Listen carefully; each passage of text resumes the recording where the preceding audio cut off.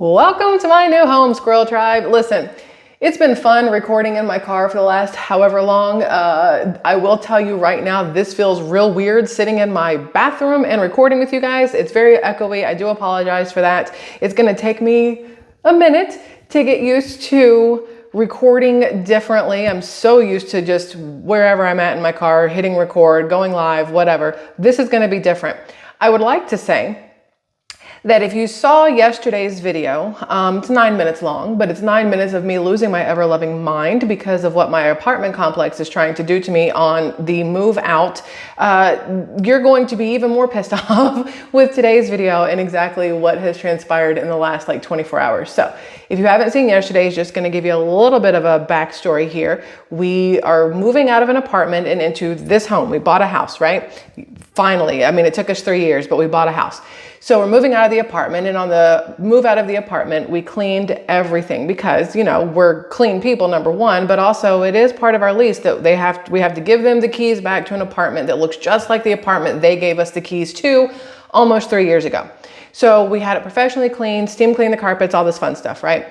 And then yesterday, whole thing happened. I turned in the keys, and then it turns out that the front desk assistant manager, whatever, went into our apartment and pulled back carpets for unknown reasons and tried to say that there were stains underneath the carpets, and now they want to charge us. She says they're going to have to charge us or keep our security deposit for dirty carpets. Here's the thing. There's no stains anywhere on those carpets. Not a single place on those carpets have there been a stain. No stain has been made, nothing at all. There is no way for them to prove that whatever they are looking at as a peeled back carpets are based on anything that we did, and maybe they were from the people before us and they didn't replace the carpets before we got there. When we moved in, the carpets looked clean enough. When we moved out, the carpets looked just as clean as when we moved in, right?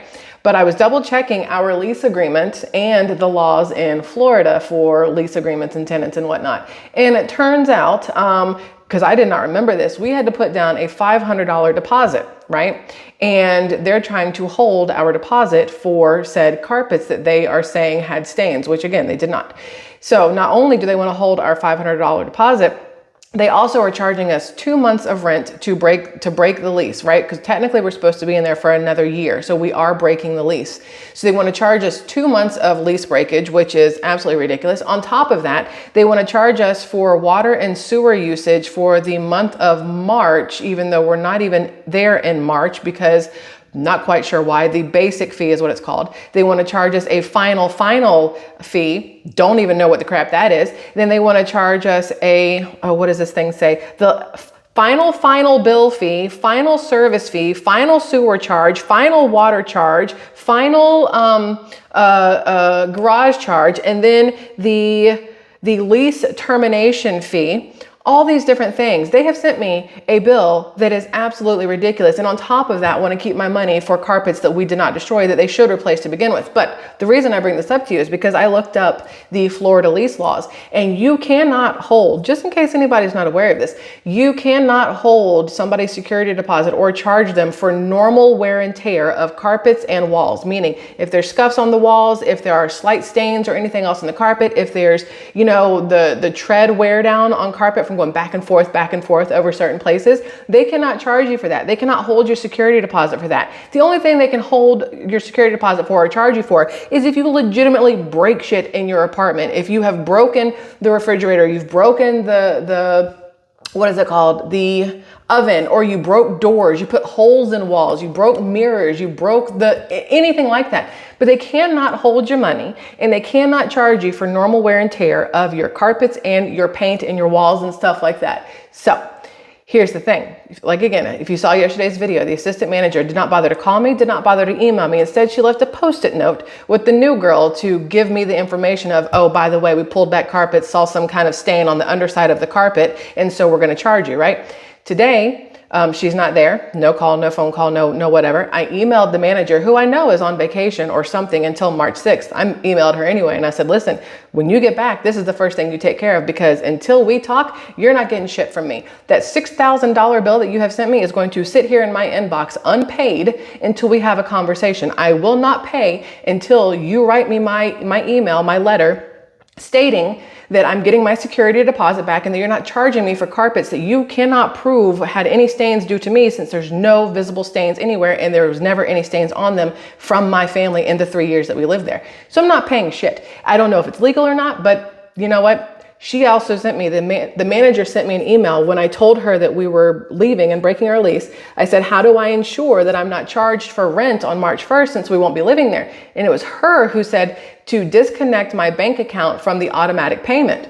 So they can't even charge me a late fee for not paying this lease break thing because she's the one who told me to disconnect everything. All these things do add up, and I have them in email form. This is what I have learned. I've learned a couple things. Number one is everything needs to be trackable. Anytime you're going to have a conversation with whether it's a leasing office, it is your landlord, it is anybody that could have any effect on your money, make sure you have everything in writing. I don't care if it's via text message. I don't care if it's via email. I don't care how you do it, but make sure you have something to fall back on and go, look, you said this, you wrote this, I said this, I wrote this. This is plain as day, proof of everything. So I have a ton of stuff through emails over the past couple of years between myself and the apartment manager, any issues that the apartment faced, her telling me to take my bank account out of automatic payment, the email from her stating that all we had to do was this, this, and this, which is everything that we did. So I'm withholding my payment until she comes back into the office and we have this conversation. I am trying to decide, y'all, if I'm going to go up to the office on a Monday morning when the assistant is there and have a conversation. I am on the fence about this for numerous reasons. One, I don't want to have to use that bail fund. That bail fund needs to stay where it's at. And I have a feeling that if faces are made or attitudes are thrown my way, that bail fund may come in handy, and I don't want to have to do it. I already know that I am heated about the whole subject. Taking the weekend off from it isn't going to help anything because it just gives me 48 hours to think it over even more and get more pissed off by Monday morning. So that's where I'm at. I have a $6,000 bill from my apartment complex, them holding my $500 security deposit, trying to charge me for carpets that they're supposed to replace anyway, because also, side note, when you have been in there, I think the thing said for Florida at least, I don't know if every state's the same, they could be a little bit different, but for Florida, they are expected to replace carpets and repaint walls before new people move in, right? I am wondering if before we moved in, they didn't bother to replace the carpets and we got older carpets, and that's what those stains are from. If they are trying, why did I have to steam clean said carpets if they're just going to throw them away anyway? I mentioned it yesterday. The apartment complex gave us a list of things we had to do in order to move out. And if we didn't get them all done, they charge like this certain fee for each thing. Like if you don't wipe down the blinds, you're charged like $20 per window for the blinds if there's dust on them. If you don't clean the inside of the windows, you're charged like $15 per window for not cleaning the windows. If you miss a door jamb, if you miss a ceiling fan, you're charged. Literally, they nickel and dime the crap out of you in order to leave. And it's absolutely ridiculous, right? But where was I going? Y'all, squirrel brain, having a moment. I lost it. Let's get this back on track. Man, see, I hate when this happens. I get in my brain and then I lose what I'm doing. We're going to pause while I try to remember what I was talking about. Okay, I remember. So they send out a list of the things that you have to get done before you can move out. So we did everything. We paid somebody to do it for two reasons. One, if anything is missed, it is now on the company that we paid to do the clean out, the move out clean. And I would be able to send them a bill if the apartment sent me a bill, number one. Number two, I hate to clean. I'm not good at dusting stuff. It makes me all stuffy and sneezy and whatever. And I was not trying to be all, after cleaning the apartment, because ceiling fans still get dusty no matter how many times you clean them. And I knew that they would do a better job. Plus we had so much going on that trying to do it myself was just no. But when the apartment sent out the clean list, they said, okay, we're going to charge you. We can clean the carpets for you is how they phrased it. We can clean the carpets for you. It's $100 per room. We had 3 rooms with carpets. And I was like, that's $300 to clean these carpets. And in the back of my brain, I'm going, why would I give you that money? You're supposed to take these carpets out and ditch them and put new ones in anyway. We've been here 3 years. You should not be reusing these same carpets at this point in time. So I was like, no, I'm not going to do that. But because it does state they have to be cleaned, again, I feel like it's a greedy money scheme, whatever. I had the people who came in to clean the carpets. They did it for $65 a room. They steam cleaned them, everything. And I was like, that's a better deal. And at least I know they're going to get cleaned as opposed to the apartment just taking the money and never cleaning them and shoving it in their pocket, right? So I had them cleaned, whatever else. But that's the whole thing to me right now is why are you trying to, number one, you made me pay to get these carpets clean. Number two, you're trying to hold my money for a stain that you're saying is there, which would have been underneath where my daughter's bed was for 3 years. Impossible to get a stain under there. And underneath where her dresser was for 3 years. Impossible to get a stain there as well. And how did you know where to pull back a carpet to look for a stain? And who the hell pulls back carpets when somebody moves out, when there's literally no visible stain anywhere on top? Who goes in and pulls back carpets? I looked at all the comments that you guys left yesterday. For those of you who watched yesterday's 9 minutes of me bitching about living in an apartment, I read the comments and every single person was like, pulling back carpets makes no sense. That's not something you do. I had lease management company people in the comments. I had managers of apartment complexes. I had landlords in the comment section, and every single person was like, no, that's not normal to pull back the carpet to look for a stain that isn't even visible on top of the carpet, especially when they're supposed to throw them out. All of this is just a way to hold on to a security deposit. And you guys said it in the comments that I would say 99% of y'all said you never got your security deposit back, no matter how clean you left the place that you were in, whether it was a rental home or an apartment or condo or whatever else, you didn't get your security deposit back. And I think that after so much time, a lot of people may forget about the security deposit. I did. My husband was like, how much security deposit did we put down? And I was like, no, I don't remember a security deposit. I had to go through my emails from 3 years ago, and sure as shit, we had to do a $500 cashier's check for a security deposit. I totally forgot about it, right? Which is, I think, what they bank on for people who are renting and then leaving, that they're going to forget and they'll just hold the money and whatever else. So I am going to get my money back, my security deposit. If they want their payment, I want my money. And it could seem petty. It could seem stupid. A lot of people were like, you know what? It's a losing battle. Just let it go and you know, move on. No. It's the principle of it all. It is the absolute principle of it all. It was the shady cowardness of the assistant manager to not contact me at all, to change the locks on the apartment when technically we still had few hours left in our lease. We had until midnight in our lease, and they changed the locks on the apartment and did not call us, did not tell us anything. Everything right now for me is based on principle.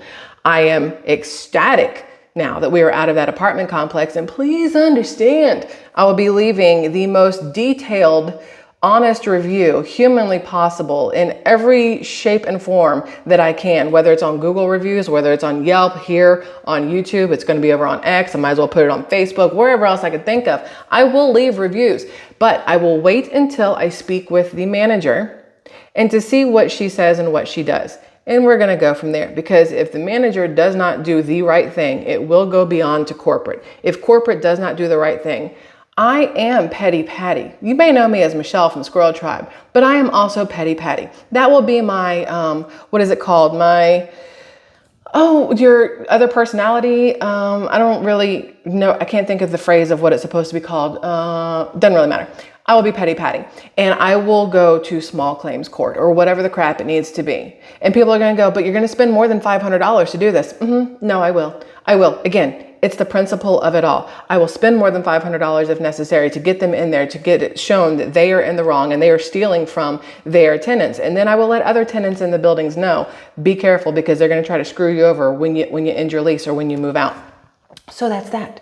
I will not let it take away from my happiness of my new home. As you can see, I have a place to put my shoes, individual shoe thingies. Who does that? Who does that? The people who built this house, they were like, we could put shoes under the bed or in a closet or whatever, but no, let's build this thingy here, there, and you can put individual shoes in there. Hello. And weirdly, my closet doesn't smell like shoes. I was worried the whole closet was going to smell like feet, but it does not. That's a great thing. And I do have Febreze things in all the rooms, just to be on the safe side, because we do have a dog. But either way, I digress. I'm excited to be here.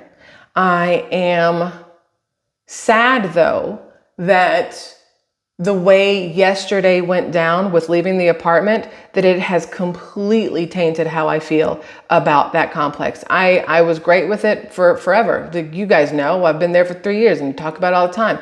And it's been great most of the time, little things here and there. It's kind of gone a little ghetto downhill over the last couple months with the people that have either been let in or people that are visiting. I'm not quite sure, but there's some things that I'm not a fan of at this point. So moving out at this time was great. But the way the move out was handled from the assistant manager has ruined it for me. And so if anybody asks me about that complex and goes, hey, what would you think of it? I'm not going to be able to give a positive, you should live there, or this was this, and this was great, and whatever else, because it's going to be tainted in my mind just because of that, because of the unprofessionalism of the assistant manager, from the greed of the complex. I don't know if it's the greed of the complex or the company itself or just the assistant manager. Maybe she did not like us. Anything's possible. I mean, not everybody likes me. It's fine. I'm not everybody's cup of tea. Not everybody's my cup of tea either. It's fine. You do you, boo. I'm gonna do me. So it just absolutely sucks, but it's nice knowing that it's over and done with us going in there. I don't have to worry about living there for another day or two. We are 100% in this home and working on getting everything unpacked, and I am ecstatic about it. I will be still doing my live streams like normal. Just got to find a space here to do it. Today, randomly, I was like, you know what? Let's just do this here in the bathroom, because I've been working on unpacking stuff and putting stuff up in the bathroom and in the closet and whatnot. So you guys are going to see a lot of inside the home. There may still be car live streams depending on, when I drop my kid off for school, or if I have errands to run and I just want to shoot the shit with y'all. You just never know where it's going to be. But at the end of the day, here's what I've realized. I got a comment yesterday, and I wasn't even going to bring this up because it's absolutely effing ridiculous. But I got a comment yesterday. Somebody made the comment of, I see you're wearing a Rolex, but you're living in an apartment. Like, they wanted to make it seem like a bad thing that I had an asset on my wrist. Like, you don't know where this came from. This could have been a gift from somebody. You don't know how hard I worked for this. You just never know where it came from. And you never know why people are living where they're living. I thought it was interesting that the comment came across in such a negative way that living in an apartment was a bad thing. People live where they live based off of necessity, based off of goals at the same time. For those of you who don't know, we sold 6 acres of land in Georgia during COVID and moved to Florida because we didn't want to have our daughter have to put anything in her body in order to continue to go to school. And Governor Ron DeSantis wasn't mandating anything. So we picked up and left to come to Florida for that reason alone, over anything else. And we decided to live in an apartment because we didn't know if we were going to like it. We didn't know what would happen over the next year or two during the whole C-19 thing. So we moved into an apartment. It made perfect sense for us. We were able to not be tied down by a house at the time in case we needed to leave. We were able to get in, and we were able to have it taken care of if we wanted to leave for the weekend or travel over the summer like we did. We didn't have to worry about maintenance because somebody else had to take care of it because it was an apartment complex. But there's no right or wrong way to live. I need everybody to fully understand that. Whether you're living in your car because you want to, a trailer because you want to, an apartment because you want to, a house because you want to, a condo because you want to, you live in, a mansion because you want to or need to, whatever. There's no wrong way to live if that's what works for you and your family. So anybody who wants to crap on anybody for living in an apartment, that's stupid. You want to crap on somebody for living in a house, that's stupid. Doesn't make sense to me. What you have has nothing to do with where you live and how you live. Everybody is entitled to however they want to live, no matter what they have or don't have. I'm not really quite sure how to phrase all that, but it was just a really stupid comment to me, and it bugged me because for me, I worked my ass off to be able to afford something nice for myself. I don't do shoes. I don't do purses. I don't do expensive stuff like that. So having an asset that I can either pass down to my daughter later on, or if times get tough, I can turn around and sell for just as much, if not more than I paid for it, which would help with bills. That to me is smart for me and for my family. But again, it doesn't really matter. The comment pissed me off because it made it seem like living in an apartment was bad. And it's not. You do what you have to do to meet the goals or the needs that you and your family have. So I don't apologize for anything, just FYI. Anyway, that is all. I love y'all immensely. I will let you know how this whole thing goes on Monday for sure. A lot of people are like, you should go live when you go talk to Anna on Monday morning. And I really did think about it, but it would probably look like something from Cops. That TV show where it was like real hectic. Probably not a good idea, but I will definitely let you guys know exactly what happens, what transpires, what they say, because there's other people who are going to be in the same situation that I am in right now because they didn't know any better or because they expected wherever they were staying to do the right thing for its tenants. And unfortunately, you can't expect the same from people that you would give to them. You can't expect them to treat you well just because you treat them well, or them to do the right thing just because you would do the right thing, right? Lesson learned. Lesson learned. But I do want people to know I took a ton of pictures and videos when we moved in. Throughout the whole time we've been there, there's been pictures and videos and live streams. You guys have seen it. My husband and I constantly recording and whatever in the apartment. And we took a lot of pictures and videos afterwards, after it was cleaned, after they did their walkthrough and pulled up the carpet. We went back and took videos of everything. So we're covered.